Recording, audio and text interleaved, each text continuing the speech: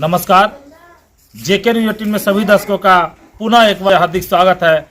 हम अभी मौजूद हैं प्रखंड के हरला गांव में और यहाँ पर जो क्या नाम लक्ष्मी नारायण शाह ये सेवानिवृत्त हुए हैं। इनका गांव वालों ने इतना भरपूर गर्म जोशी के साथ इनका स्वागत किया, तो हम इनसे जानेंगे और इनके बारे में पता करते हैं आखिर इनका शुरुआती दौर कैसा रहा, इनके पिताजी क्या करते थे और किस तरह से इनका भरण पोषण किए और तब जाकर ये एक हवलदार पद पर हुए। इनके घर का क्या स्थिति था, क्योंकि होता क्या है कि लोग कहते हैं बड़े जिनके घर में पैसा का अपार कमी नहीं होता है उनके बच्चे आगे सफल नहीं, लेकिन एक गरीब और किसान परिवार का अगर बच्चा आगे बढ़ता है तो उनके नीचे जितने रहने वाले हैं सभी का धीरे धीरे कहीं ना कहीं वो आगे चल के मॉडिफाई हो जाता है। तो हम आपको इस प्रकृति का जो एक वजूद है उस वजूद के इस हम पहली बार आपको नहीं ये कितने बार आपको चला और इस बार दिखाते हैं। इनके दरवाजा देख सकते हैं क्या कि 8-9 गो ये आपका 9 गो का हमको मधुमक्खी का छत्ता और प्रकृति के साथ जिस तरह से ये रह रहा है ठीक इनके घर में प्रकृति का भी माहौल कि चारों साइड फूल की बागिया है और आपको चारों तरफ देख सकते हैं कि फूल की बगिया भी है और ये बता रहे कि बहुत कीमती फूल भी लेकर के आते हैं। तो हम इनसे मिलते हैं और इनको बताएंगे कहाँ से सेवानिवृत्त हुए,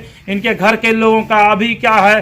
खुशी का इतना अपार है कि लोग बता नहीं सकते, हम आपको शब्दों में बयान नहीं कर सकते हैं। तो हम इनसे मुलाकात करेंगे और आपको बताएंगे इनका 40 साल का अनुभव कैसा रहा और लोगों को किस तरह से प्रेरित करेंगे। क्योंकि ग्रामीण इलाका में कोई अगर फौजी अगर आते हैं तो सब बच्चे जो नए वर्ग के युवा वर्ग है वो सबसे पहले कहेंगे प्रणाम चाचा, हमको भी जरा बताइए, हमको भी फौज में जाना है।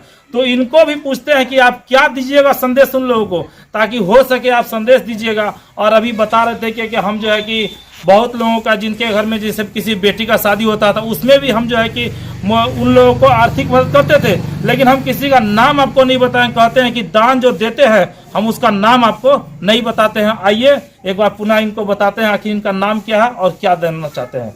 सबसे पहले सर अपना परिचय बताइएगा, कैमरा देखिएगा सर। मेरा नाम लक्ष्मी नारायण शाह, मैं ग्राम हरला का रहने वाला हूँ। जो मैं असम राइफल में नौकरी करके 40 साल के बाद मैं अपने घर पहुँचा और घर पहुँचने पर मेरे भाइयों लोग ने गांव काफ़ी सम्मानपूर्वक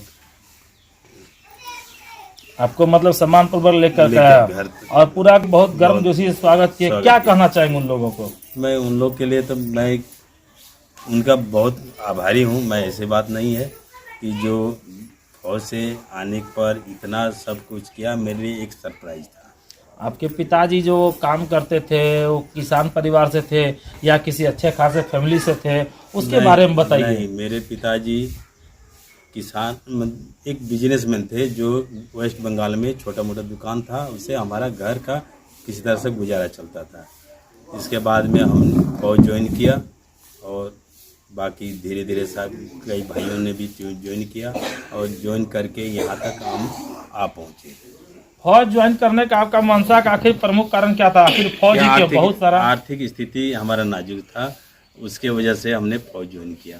अब फौज ज्वाइन करने से मुझे काफ़ी गर्व महसूस हुआ कि इसी की बदौलत हम आज जो कुछ भी हैं इसी फौज की बदौलत ही है।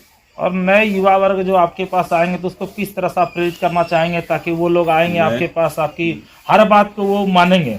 मैं हर आदमी से हमेशा यही आग्रह करूंगा कि सारा काम कोई भी पढ़ाई कितना भी कर लीजिए, लेकिन सबसे पहले आप देश सेवा में जुटिए, भारत माता की रक्षा कीजिए। देश सुरक्षा तो सब सुरक्षा है। बात तो सही बात है। और अभी आप बता रहे आप भाई में सबसे बड़े हैं? मैं भाइयों में मैं सबसे बड़ा भाई हूँ। मैं 7 भाई हूँ और 7 भाई भी सभी फौज में है क्या? नहीं, सारे फौज में नहीं है। अभी मेरे से नेक्स्ट वाला था, फौज से रिटायर मेरे से काफ़ी पहले हो गया, कम समय में निकल गया। वो बिजनेसमैन में पड़ा हुआ है, एनजीपी में बिजनेस करता है और अच्छा पोस्ट पर है। उससे नेक्स्ट है एक डॉक्टर है रानीगंज आसनसोल के पास में, वहाँ वो अपना ग्लोबल चलाते हैं। अभी आप जो सेवानिवृत्त हुए कहाँ पर ड्यूटी करते थे जो उसके दौरान सेवानिवृत्त हुए? मैं नागालैंड में फेक डिस्ट्रिक्ट। नागालैंड में फेक डिस्ट्रिक्ट? फेक डिस्ट्रिक्ट से हम सेवानिवृत्त हुए और वहाँ से मैं अपने घर के लिए आया। वहाँ पर जो आदर सम्मान से पलटन से हमें वहाँ से भेजा गया ताकि लोग भी उसको याद करते हैं।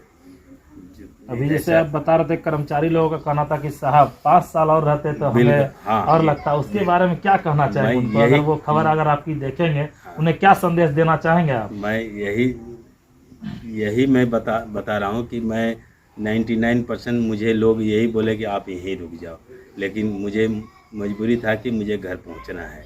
और मैं उनसे वादा किया कि जब कभी आप एक कॉल कीजिए और मैं हाजिर हो जाऊंगा। पलटन से मुझे लगा हुआ है, पलटन मेरा एक घर था और जिसमें हम 40 साल रुक करके आए हैं। और इस दौरान आपने 40 साल रहा, बहुत सारे अच्छे खराब ऊंची नीची का बहुत सारा रिश्ता लगता होगा।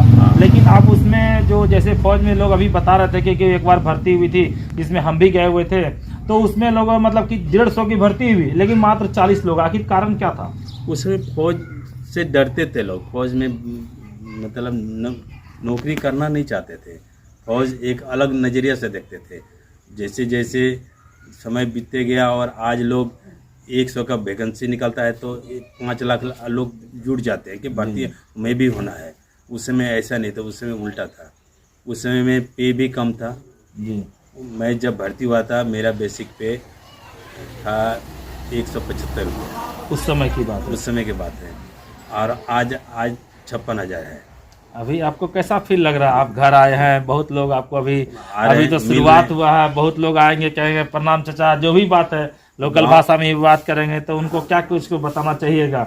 हम तो घर आ गए और अब हमको समाज में, अभी आप बता रहे थे कि हमको जैसे भी कुछ लोग जैसे गरीब है जिनकी बेटी की शादी है, अगर वो आएंगे, पहले हम ऐसे रहते थे लेकिन अब देने वाले बन गया, उसके बारे में क्या कहना चाहेंगे? आज भी मैं उसी चीज पर मतलब मैं क्या बोलूं कि पीछे नहीं हटेंगे। ऐसे बात नहीं, रिटायर होने पर भी ऐसे नहीं है। हम जो चीज़ हासिल कर लिए हैं उसको हम खोने नहीं देंगे, उस मुकाम को। नाम बताइए। कौशल्या देवी। अच्छा, देखिए इनकी माँ हुई है और काफी बूढ़ी हो गई हैं और अभी अपने नजर के सामने बड़े काफी खुश है और भीतर से लग रहा है कि नहीं बेटा मेरा अब आ गया सकुशल। अब जो भी लगेगा, जहां तक होगा, हम उस मुकाम पर हर किसी घर वाला का जो भी मदद होगा उसके अनुरूप न का जरूर करेंगे। जो हमको भगवान ने दिया है सभी को देखते हुए सारा काम करेंगे।